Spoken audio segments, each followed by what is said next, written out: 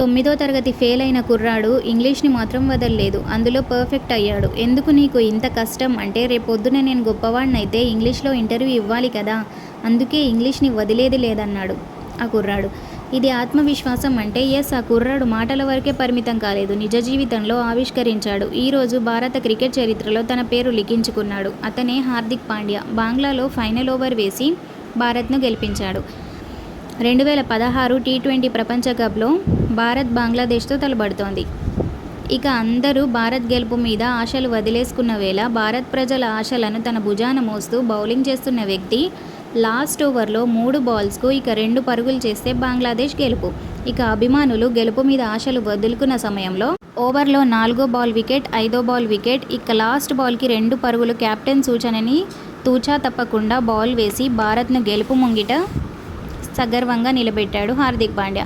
ఇప్పుడు చాలా ఫేమస్